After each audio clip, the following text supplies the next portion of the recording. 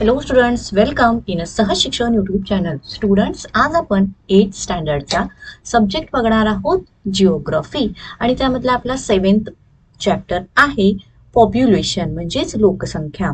तर या चॅप्टरचा आज आपण कंप्लीट एक्सरसाइज बघणार आहोत. तुम्ही जर चॅनलवरती नवीन असाल तर चॅनलला पटकन सबस्क्राईब करून खाली जो बेल आयकॉन दिला आहे याच्यावरती बटन प्रेस करा, सो दॅट तुम्हाला तुमच्या स्टँडर्डशी रिलेटेड जे व्हिडिओज किंवा जे एक्सरसाइज जेव्हा मी अपलोड करेन तेव्हा त्याचे तुम्हाला नोटिफिकेशन मिळेल आणि तेही बघता येतील. So let's start to the exercise and the first question is complete the following sentences. So let's in that question A. If the birth rate is greater than the death rate, then the population. तर birth rate म्हणजे जन्मदर हा मृत्यू दरापेक्षा जर जास्त असेल तर लोकसंख्या, आणि ऑप्शन दिलेले आहे decreases, increases, remains constant and become surplus. तर या चारही ऑप्शन मधले जर जन्मदर हा वाढत राहिला आणि मृत्यू दर हा कमी होत राहिला किंवा मृत्यू दरापेक्षा जन्मदर हा जास्त असेल तर लोकसंख्या वाढते. सो आपला सेकंड ऑप्शन करेक्ट येणार, increases. Question B. People of dash age group are included in the productive population. आता प्रोडक्टिव्ह पॉप्युलेशन म्हणजे कार्यरत लोकसंख्या. तर असं कोणतं एज ग्रुप आहे ज्याच्यामध्ये प्रोडक्टिव्ह पॉप्युलेशन असतं, तर ते त्यासाठी ऑप्शन आहे 0 to 14, 14 to 60, 15 to 60, 16 to 59. तर यातला फोर्थ ऑप्शन जो आहे 16 वर्ष ते 59 वर्षामधील जे लोक असतात ते कार्यरत लोकसंख्येमध्ये गणले जातात. सो आपला आन्सर असणार 16 to 59. C question. The spread of modern technology in a society is mostly dependent on. तर मॉडर्न टेक्नॉलॉजी जी आहे याचं प्रसार हे कशावरती मोस्टली डिपेंडेंट आहे, तर ऑप्शन दिलेला आहे sex ratio, birth rate, literacy and migration. तर ऑब्विसली या चारही ऑप्शन मधला लिटरेसी, साक्षरतेवरतीच ते डिपेंडेंट आहे की मॉडर्न टेक्नॉलॉजीचं स्प्रेडिंग जास्त पद्धतीने होणार जेव्हा साक्षरता जास्त असणार. सो ऑप्शन तिसरा जो आपला आहे लिटरेसी हा येणार. नेक्स्ट, चला second question. Examine the following statements and correct the incorrect ones. तर खाली जे स्टेटमेंट दिलेले आहेत हे चुकीचे आहेत, बरोबर आहेत हे आपल्याला शोधायचं आहे, आणि जर चुकीचे असतील तर ते आपल्याला करेक्ट करायचे आहेत. In that A, the population density of a region can be understood from its area. तर इथं त्यांनी काय स्टेटमेंट दिलेलं आहे, पॉप्युलेशन डेन्सिटी म्हणजे लोकसंख्येची घनता, एखाद्या प्रदेशाच्या लोकसंख्येची घनता ही त्या प्रदेशाच्या एरियामधून किंवा तिचा आकारमानावरून समजली जाते. तर हे स्टेटमेंट आहे चुकीचे. सो आपण आन्सरमध्ये देणार इनकरेक्ट. नो, करेक्ट स्टेटमेंट काय आहे बघा. The population density of a region can be understood from its area and the total volume of population living in it.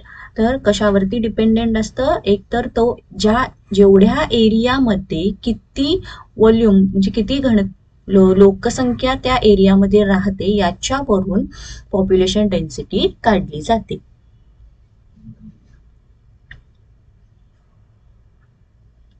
B question. The quality of population is determined on the basis of literacy. Okay, तर याचा meaning काय आहे बघा. Quality of population म्हणजे लोकसंख्येची जी गुणवत्ता आहे ही साक्षरतेच्या मध्ये डिटरमाइन केली जाते. तर हे स्टेटमेंट अगदीच बरोबर आहे. सो आपण आन्सरमध्ये करेक्ट स्टेटमेंट असं आन्सर लिहिलं आहे. सी बघा. There is an adverse impact on manpower in regions of out migration. म्हणजेच जर एखाद्या प्रदेशातील लोकांनी मायग्रेशन केलं म्हणजे या ठिकाणाहून त्या ठिकाणी केलं तर तिथल्या लोकांवरती त्याचा परिणाम होतो. ओके, तर हे सुद्धा स्टेटमेंट बरोबर आहे. सो आन्सरमध्ये आपण करेक्ट लिहिलं आहे.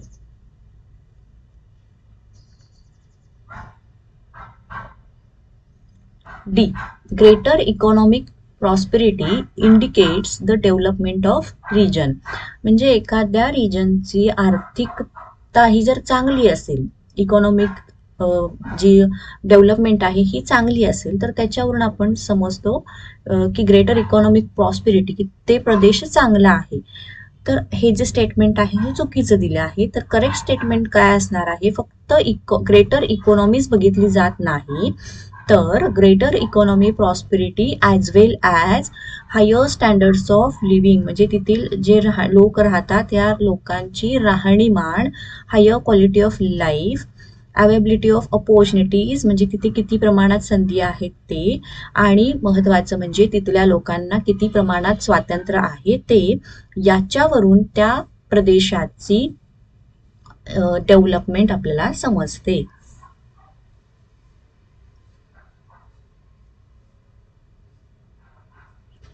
E question, developing countries have N HDI of 1. तर डेव्हलपिंग कंट्रीज म्हणजे जे विकसनशील देश आहेत त्यांचा जो HDI आहे हा 1 आहे.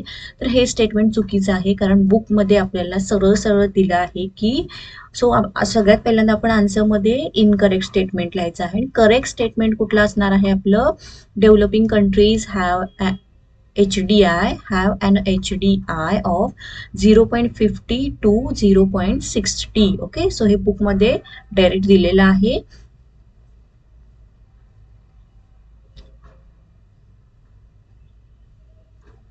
स्टुडंट्स, तुम्हाला जर व्हिडिओ आवडत असेल तर व्हिडिओला पटकन लाईक करा. तुम्ही चॅनलला अजूनही जर सबस्क्राईब केलं असेल तर चॅनललाही सबस्क्राईब करून घ्या. Next third question, answer in brief. So student, answer in brief यामध्ये या टाईपमध्ये जे क्वेश्चन विचारले जातात एक्झाममध्ये ते फॉर 4 मार्क्ससाठी विचारले जातात. Okay, 4 marks. सो हा जो थर्ड क्वेश्चन आहे यामध्ये जे क्वेश्चन आहेत विचारलेले पुढे ते अगदी व्यवस्थित तुम्ही प्रिपेअर करायचे आहेत, कारण यापासून आपल्याला 4 मार्क्स मिळणार आहेत. Okay, let's start in first in that A. What are the aspects considered in the structure of population? Okay, म्हणजेच लोकसंख्येची रचना करताना कोणते कोणते असे अस्पेक्ट्स आहेत की जे लक्षात घेतले जातात. सी क्वेश्चन या ठिकाणी मी इम्पॉर्टंट मार्क करते for 4 marks. Let's see answer. The following are the aspects considered in the structure of the population. Okay, first line आपण ही लिहिली. नेक्स्ट फर्स्ट aspect काय आहे बघा, सेक्स रेशो और सेक्स स्ट्रक्चर. आता याच्यामध्ये सेक्स रेशो और structure is a structure that considered the sub division of population on the basis of gender. Okay, म्हणजे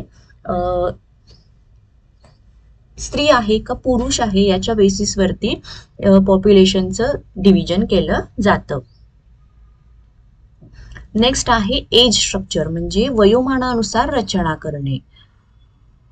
तर याच्यामध्ये age structure is a structure that considered the sub division of population as per age groups. Okay, म्हणजे 14 वर्षाखालील, 14 ते 59, 59च्या वरचे, अशा पद्धतीने याच्यामध्ये एजनुसार डिव्हिजन केलं जातं. नेक्स्ट आहे ऑक्युपेशनल स्ट्रक्चर. आता यामध्ये बघा, occupational structure is a structure that considered sub division of population on the basis of dependency and workability. आता डिपेंडन्सी म्हणजे जे अवलंबून आहेत आणि जे वर्कॅबिलिटी आहेत म्हणजे जे कार्यरत आहेत आणि या कार्यरत लोकांवरती किती लोक डिपेंडेंट आहेत याच्यावरती हे डिव्हिजन पार्ट केले जातात, म्हणजे सब डिवाइड केले जातात. नेक्स्ट आहे रूरल अँड अर्बन स्ट्रक्चर. शहरी आणि नागरी याच्यानुसार सुद्धा रचना केली जाते.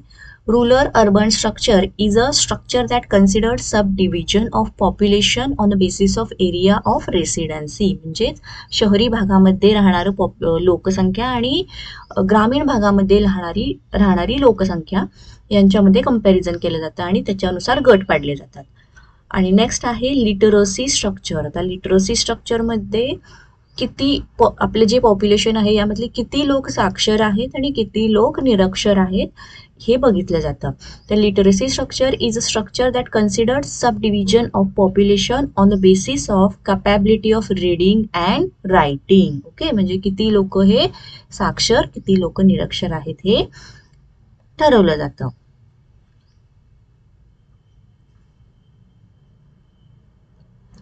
नेक्स्ट क्वेश्चन आहे B question. Prepare a list of advantageous and disadvantageous factors affecting population distribution.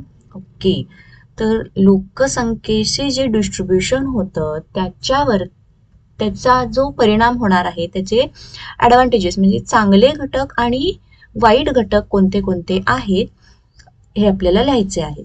आता आन्सरमध्ये बघा, अ लिस्ट ऑफ फर्स्ट आपण बघूयात ॲडव्हान्टेजियस फॅक्टर्स म्हणजे चांगले परिणाम करणारे घटक कोणते आहेत. If a list of advantageous factors affecting population distribution is as follow. First आहे availability of sufficient sunlight, clean air and water. Next आहे region with low altitude, moderate rainfall and temperature, fertile soil.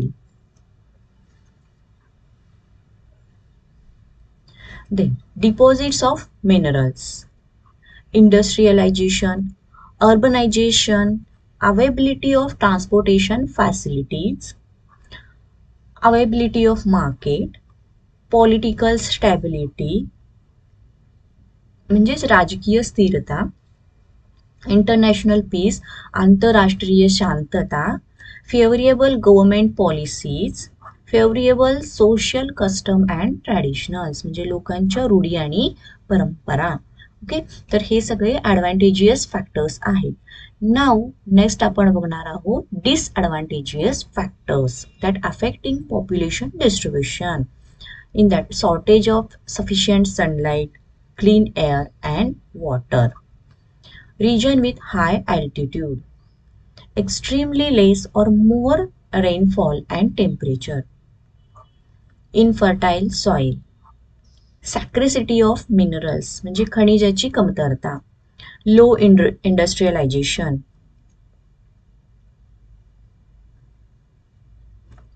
lack of urbanization, non-availability of transportation facilities, non-availability of market, political instability, international dispute म्हणजे आंतरराष्ट्रीय अशांतता, unfavourable government policies and evil structure customs and traditions. Okay, so असे हे दोन्हीही factors आपण बघितलेले आहेत.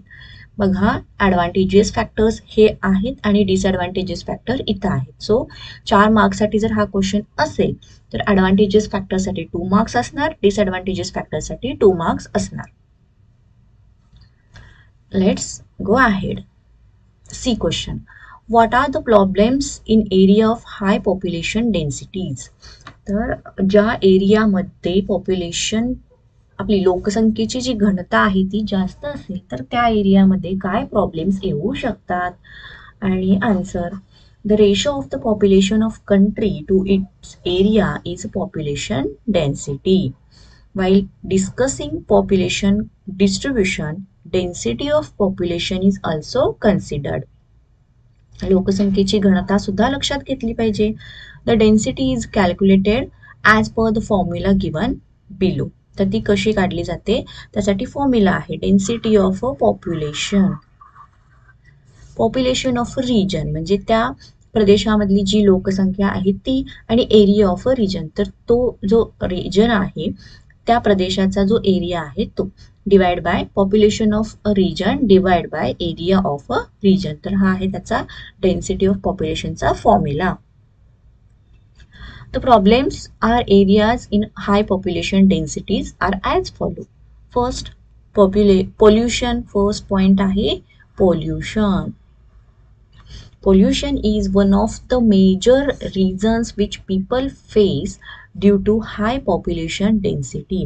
तर ज्या प्रदेशामध्ये लोकसंख्येची घनता जास्त असणार त्या प्रदेशामध्ये प्रदूषण सुद्धा जास्त असणार. Due to an increase in a land degradation by making houses and flats, land pollution will be caused. Water will be contaminated by the huge number of people, resulting in water pollution, and huge number of vehicles will cause air pollution. Okay, then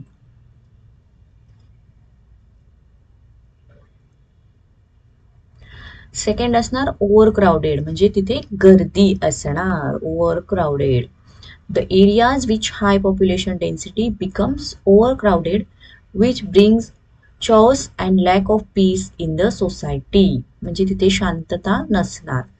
then third, lack of open space, तर खुली जागा जी असणार आहे ही कमी प्रमाणात असणार, पुरेशा प्रमाणात नसणार. High population density make it difficult to get free open space.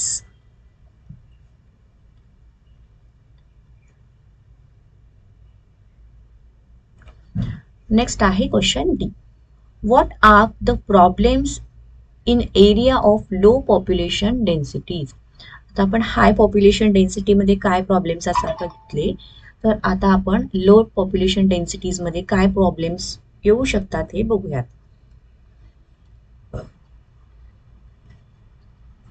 The development of country depends upon its size of population. तर त्या प्रदेशाची जी विकास होणार आहे हा तिथल्या लोकसंख्येवरतीच अवलंबून असतो. A lower population is somehow manageable and resources can be distributed equally. But sometimes the low population leads to lower demands of goods and services and lower tax revenues for the government to provide goods and services.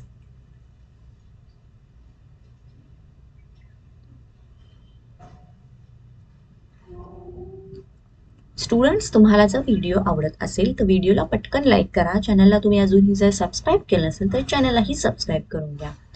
Next question बघूया. Fourth, give a geographical reasons in that a population is an important resource. Okay, तर लोकसंख्या हा एक महत्वाचे साधन आहे. या पाठीमागचं आपल्याला जिओग्राफिकल रिझन विचारला आहे. Let's see answer. तर economic and cultural development of any country depends upon the volume and equality of population. तर एखाद्या प्रदेशाचा कल्चरल डेव्हलपमेंट किंवा इकॉनॉमिक म्हणजे आर्थिक विकास जो आहे हा त्या प्रदेशामध्ये किती व्यक्ती आहेत किंवा किती लोकसंख्या आहे आणि त्या लोकसंख्येची क्वालिटी कशा प्रकारची आहे याच्यावरती डिपेंड असते. If a country has a high volume and less quality of population, तर एखादा प्रदेश त्याच्यामध्ये लोकसंख्येची घनता जास्त आहे पण तिथली जी त्यांची जी क्वालिटी आहे, पॉप्युलेशनची क्वालिटी, गुणवत्ता जी आहे ही जर कमी असेल, then it has slow economic growth and development, तर तशा प्रदेशाचा जी विकास आहे हा हळूहळू होतो. Then if a country has a optimum population with high quality of population, तर एखाद्या प्रदेशामध्ये जे लोकसंख्या आहे ही ऑप्टिमम आहे म्हणजे मध्यम प्रमाणात आहे आणि तिथल्या लोकांची गुणवत्ता जी आहे ती हायर क्वालिटीमध्ये आहे. It has fast economic growth and development, तर तिथल्या प्रदेशाची विकास हा जास्त प्रमाणात वाढीने होतो किंवा इकॉनॉमिक ग्रोथ जास्त असते.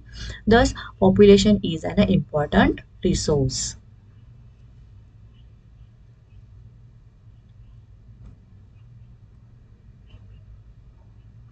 बी question, productive population is an important group. आता आपण मगाशी बघितलं प्रोडक्टिव्ह पॉप्युलेशन म्हणजेच काय, तर कार्यरत लोकसंख्या ज्याचं की एज ग्रुप आहे फ्रॉम 16 to 59 एज पर्यंतची. तर हा जो प्रोडक्टिव्ह पॉप्युलेशन आहे हा इम्पॉर्टंट ग्रुप आहे असं का म्हटलं आहे याचं आपल्याला रिझन विचारलं आहे. आन्सर बघा काय द्यायचं. People belonging to the age group of 16 to 59 age are considered as a productive. तर या एज ग्रुप मधले जे पीपल आहेत हे कार्यरत म्हणून आपण कन्सिडर करतो, कारण therefore this population is called productive population. Okay, people below 16 years of age and above 60 years of age are considered as dependent और नॉन वर्किंग पॉप्युलेशन. तर 16 वर्षाखालील आणि 60 वर्षावरील जे लोक आहेत ते आपण कसं कन्सिडर करतो, तर ते अवलंबून आहेत कोणत्या लोकांवरती, 16 ते 59 वयोगटातील जे लोक आहेत त्यांच्यावरती ही लोक अवलंबून आहेत. तसेच त्यांना आपण नॉन वर्किंग पॉप्युलेशन म्हणतो.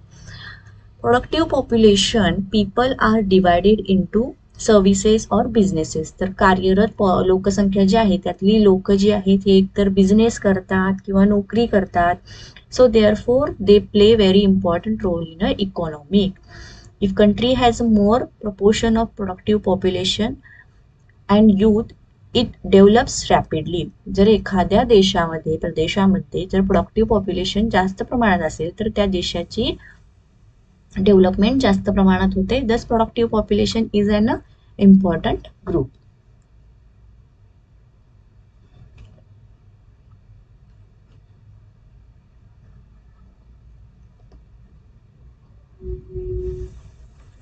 नेक्स्ट आहे C question. The study of age structure is important. आता एज स्ट्रक्चर म्हणजे वयोमानानुसार जे आपल्या पॉप्युलेशनचं रचना केलेली आहे ती त्याचे जे अभ्यास करणे आहे हा का महत्वाचा आहे या पाठीमागचं कारण द्यायचं आहे. First point, the study of age structure helps to know the percentage of children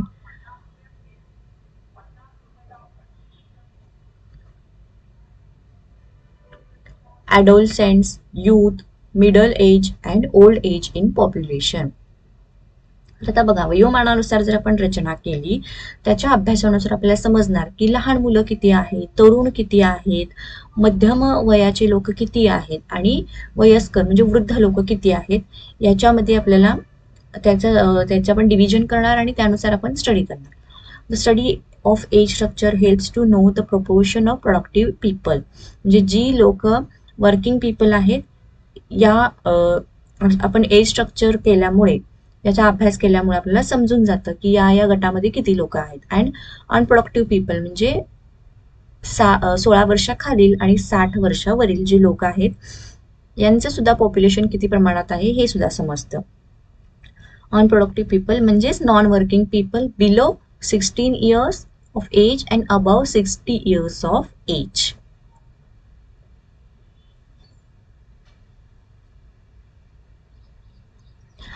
The study of age structure helps government in planning various economic, social, educational, medical, etc. scheme for the overall development of country. तर प्रदेशाच्या किंवा देशाच्या डेव्हलपमेंटसाठी काही धोरणे आखायची असतील काही scheme काढायची असतील तर त्यासाठी हा एज स्ट्रक्चरचा स्टडी जो आहे हा हेल्पफुल ठरतो. The study of age structure helps to know the speed of economic growth. Thus, the study of age structure is important.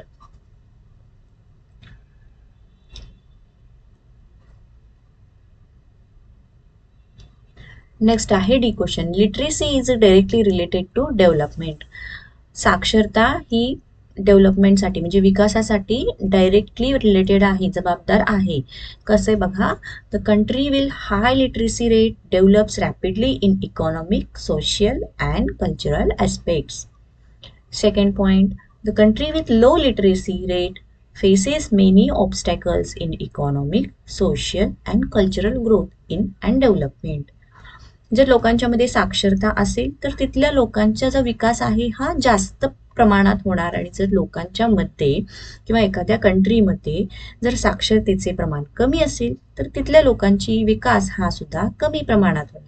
Literacy rate is related to equality of life, the opportunities available and freedom. Thus literacy is directly related to development.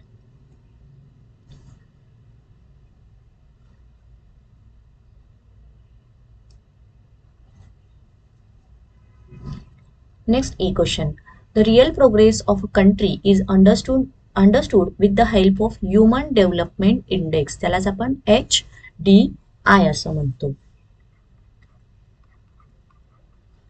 म्हणजेच त्याला मानवी विकास निर्देशांक असं म्हटलं जातं मराठीमध्ये. तर याच्यानुसार बघा आन्सर काय आहे. ह्युमन डेव्हलपमेंट इंडेक्स म्हणजेच HDI is calculated by taking into account the values of economic, health and education parameters. Okay.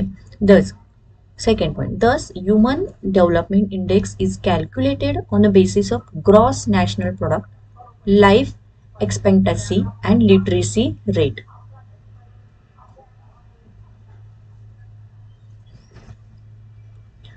Human Development Index indicates the standard of living, economy and social welfare, quality of life, opportunities available and freedom.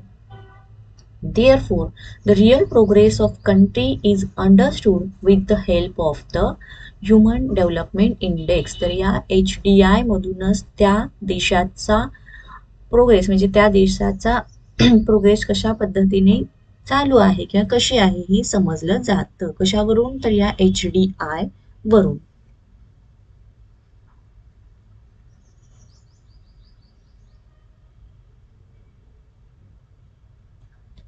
चला next 5th question आहे write notes. त्याच्यामध्ये question A, sex ratio. Answer बघा. The number of females per 1000 males is called sex ratio. तर महिलांचे प्रमाण पर 1000 म्हणजे 1000 पुरुषाच्या मागे महिलांचे प्रमाण किती आहे यावरून हा सेक्स रेशो काढला जातो. Second point, the sex ratio is calculated with the help of following formula. काय फॉर्म्युला आहे बघा. Sex ratio is equal to total number of females and divided by total number of males into 1000. म्हणजेच 1000 पुरुषांच्या मागे किती महिलांचे प्रमाण आहे यावरून हा सेक्स रेशो काढला जातो. If the number of females per 1000 male is less, the sex ratio is considered to be low. On the other hand, if the number of females per 1000 males is more, the sex ratio is considered to be high. Next point बघा. According to census 2011, the sex ratio was highest 1084 in the state of Kerala. According to census 2011, the sex ratio was 929 in the state of Maharashtra. म्हणजे केरळमध्ये sex ratio जास्त आहे तर महाराष्ट्रामध्ये sex ratio कमी आहे. Out migration of males leads to high sex ratio in a region from where males have out migrated. Less female birth rate leads to low sex ratio.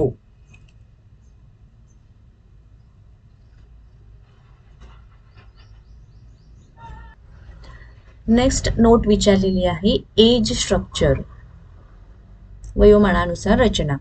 तर आता आपण बघितलं आहे आन्सर. बघा याचा note. Sub division of population as per age group is known as a age structure. Okay. Age structure is helpful in knowing the proportion of children, adolescents, young, middle age and old people in population. It is also helpful in knowing proportion of active population, which is we call population between the ages 16 to इथे आहे बघा 16 to 59 and dependent population between 16 years of age and above 60 years of age. Age structure is helpful to government in farming various policies.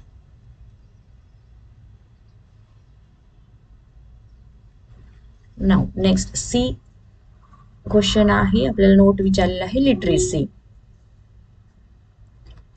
Answer. First, population above the age of 7 can be subdivided on the basis of capability of reading and writing. Second, people above the age of 7 and are unable to read and write are considered illiterate. तर जे लोक आहेत हे वयवर्ष 7च्या वरती आहेत आणि जे त्यांना लिहिता येत नाही, वाचता येत नाही अशा लोकांना आपण निरक्षर म्हणतो. कुणाला? जे 7 वर्षापेक्षा 7 वर्षावरील लोकांना, ज्यांना लिहिता वाचता येत नाही त्यांना निरक्षर म्हणतात. On the other hand, people above the age of 7 and are able to read and write are considered literate. तर 7 वर्षावरील ज्यांना लिहिता वाचता येतं त्याला साक्षर म्हणतात. High literacy rate is an indicator of social and economic development of society. On the other hand, high literacy rate leads to slow economic, social.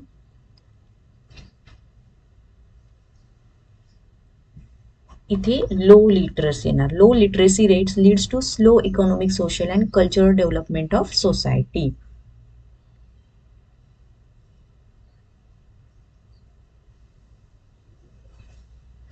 Then literacy rate is related to quality of life, the opportunities available and freedom. Thus, it is directly related to development.